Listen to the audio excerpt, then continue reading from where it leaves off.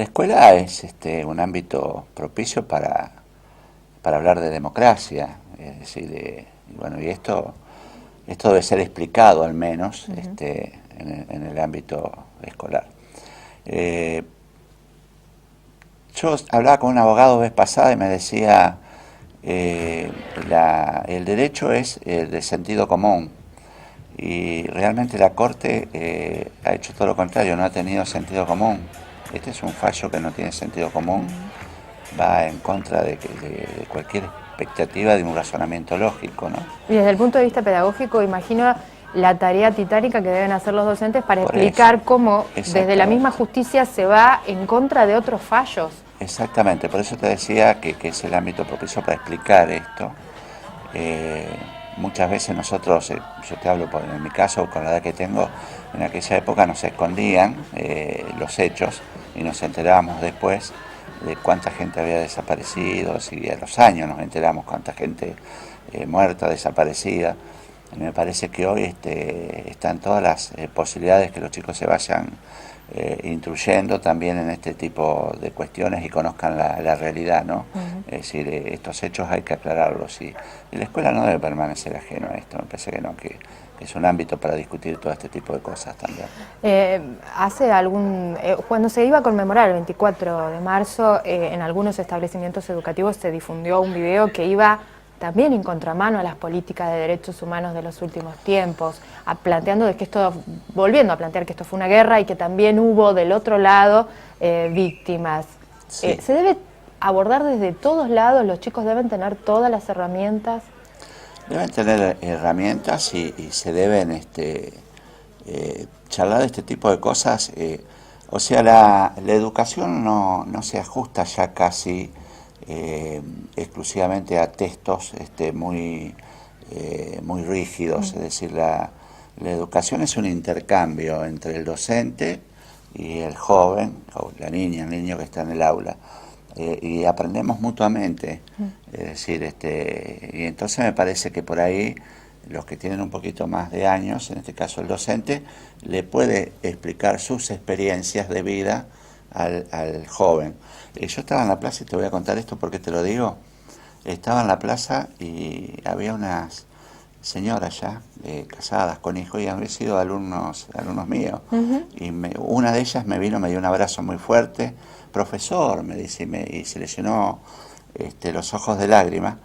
Y yo me acordé, pues me costó reconocerla, y me acordé después inmediatamente.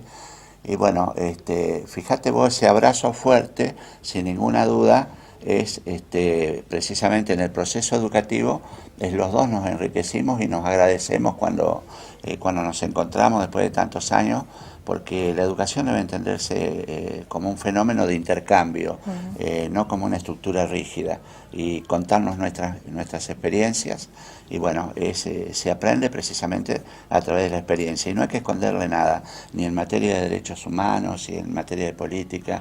Hay que poner en valor la democracia, y cuando uno quiere cuidar la democracia, debe explicar lo que no está bien para sustentar la democracia. Sergio, vamos a cambiar de tema porque ayer la propia ministra de Educación hablaba de una mejora en los índices de presentismo docente a raíz de los controles, y decía que con mejorar los controles y sin vulnerar ningún derecho de los docentes al acceso a la salud se había logrado bajar esto, que es una preocupación del gobierno, que se redunda en algo así como 200 millones de pesos. ¿Ustedes coinciden en que han intensificado los controles sin vulnerar el derecho al docente de acceder a la salud? Mira, yo te voy a explicar algo. Esto no es un hecho aislado. Analizar el tema del ausentismo. Esto está enmarcado dentro de la política nacional. Es decir, no es una isla en Santa Fe. Fíjate que está pasando lo mismo en provincia de Buenos Aires. Han sujetado la mejora salarial al tema del ausentismo. Visto de otra manera, es el presentismo. Pasa que Santa Fe, a través de su gobernador, trata de disimularlo, pero cada vez se nota más, está respetando y compartiendo estrictamente todas las medidas del gobierno nacional, en materia educativa particularmente. O sea, en materia educativa, Lichi es Macri. es igual es a... fuerte eso, porque Sí. todo el tiempo intentan desde lo discursivo despegarse. No, ¿sí? pero mira, lo repasamos. Esto del ausentismo es tratado en el Consejo Federal. Te está comentando alguien, que yo soy un dirigente nacional y tengo la información, por eso te la estoy dando. Esto fue tratado en el Consejo Federal, o sea que se está abordando el ausentismo para esmerilar la imagen del docente. O sea, quieren llegar al docente vago, al docente que falta por cualquier motivo, y entonces de esta manera intentar opacar la lucha legítima que estamos llevando los docentes para mejorar salarios, para mejorar condiciones de trabajo. En realidad, lo que sí se debe hacer cargo la ministra de Educación de la provincia y el gobernador en hacer políticas públicas concretas que mejoren la estadía del docente y del alumno en el aula, es decir, mejorar edificios. Si el docente no inventa las enfermedades, las padece muchas de ellas precisamente por sus malas condiciones de trabajo. Entonces hay que invertir para mejorar la parte de infraestructura, y particularmente debe invertir el gobierno en prevenir enfermedades.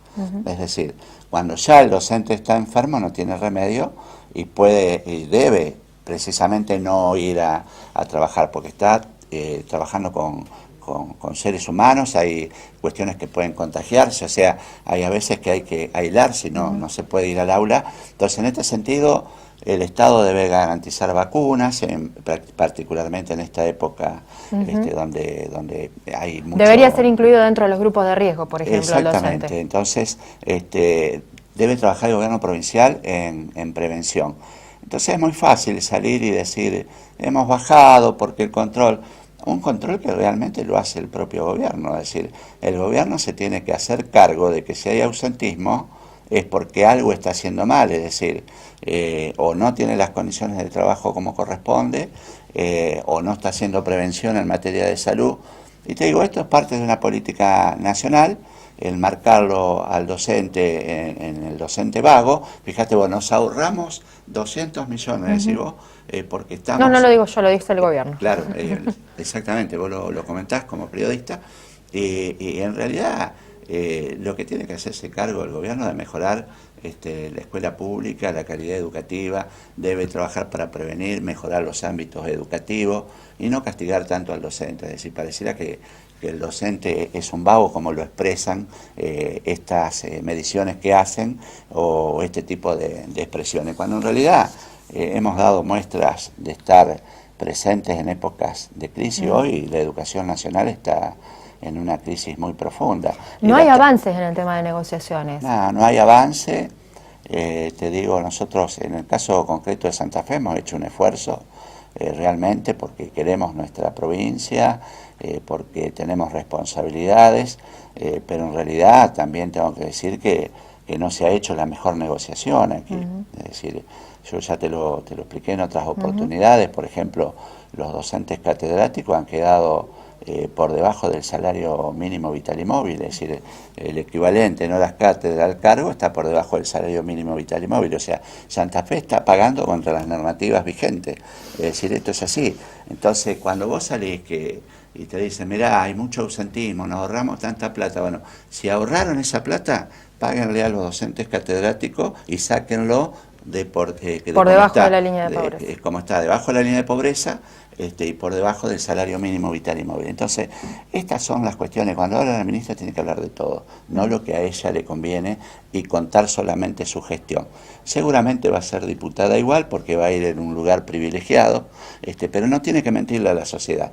A la sociedad tiene que decirle la verdad. Hemos hecho la negociación posible, hemos mejorado el salario, pero todavía tenemos deudas pendientes con los docentes santafesinos. Ese es el correlato correcto, digamos, que debería estar haciendo el gobierno provincial, ¿no? A nivel nacional, ante la negativa de la convocatoria a la paritaria, los reclamos que se están haciendo en la escuela itinerante, ¿cómo sigue todo esto? ¿Es posible pensar en nuevos escenarios de medidas de protesta en un corto plazo?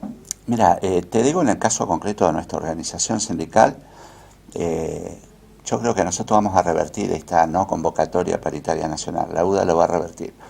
Y lo va a revertir, nosotros buscamos el remedio judicial, porque hemos intentado a través del diálogo, con marchas, con paro, y no hemos tenido suerte. Es vertebral que convoquen a la paritaria nacional. Todavía hay 12 provincias que siguen debatiendo, no han podido mejorar su salario los educadores, entonces evidentemente hace falta la paritaria nacional. ¿Cómo estamos nosotros? Nosotros presentamos un recurso, un juicio a nivel nacional contra el Ministerio de Educación y el Ministerio de Trabajo. Dentro de este juicio pedimos una medida cautelar.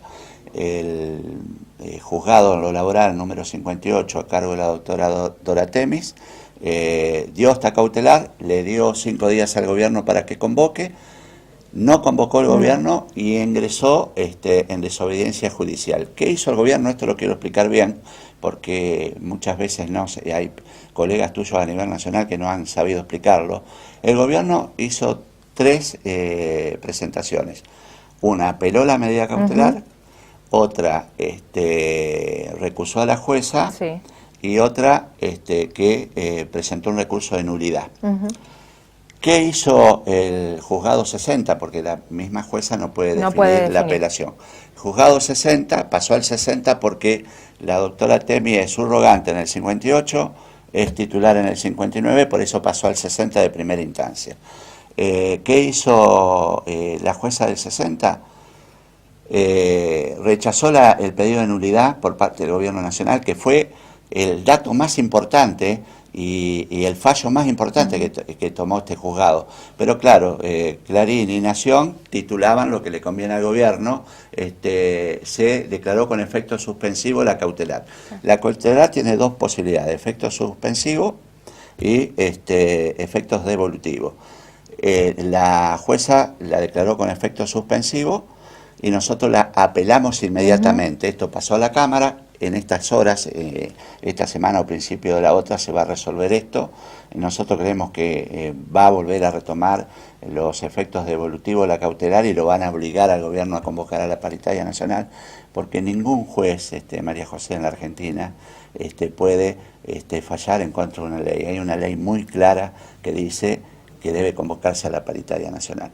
Y tampoco creemos que ningún juez vaya a recusar a una jueza, en este caso la Cámara, con antecedentes impecables, con un fallo magistral. O sea que somos muy optimistas. Yo creo que vamos a recomponer el ámbito paritario nacional cuando la justicia falle, que yo creo que va a fallar a favor nuestro, sin ninguna duda, ¿no? No sería el mejor escenario, ¿no? Porque tener que ser convocado la paritaria por disposición judicial no es la mejor forma de resolver los conflictos que tiene la educación o las necesidades que tiene la educación del país. Es cierto eso, pero en un gobierno, mirá, siempre lo nombro porque es un hombre que ya no vive, falleció, pero es un filósofo del derecho, Carlos Nino, decía que Argentina está al margen de la ley, lo explicaba en su libro. Y yo creo que este gobierno particularmente, el gobierno de Mauricio Macri, se mantiene al margen de la ley, porque no cumplir con una ley que el propio ministro de Educación y Deportes de la Nación, cuando era diputado, la votó, te muestra muy claramente que no tiene apego a las normativas. Pero en el fondo, ¿qué es lo que hizo el gobierno nacional? Es desentenderse de la educación. Por eso yo lo relacionaba a Lichi con Macri. Lichi fue el que enarboló, al principio de año, enarboló la Liga de Gobernadores para que no se convoque a la paritaria nacional. Entonces el gobernador de la provincia de Santa Fe, que se haga cargo y le cuente a los santafesinos que él no quiere la paritaria nacional.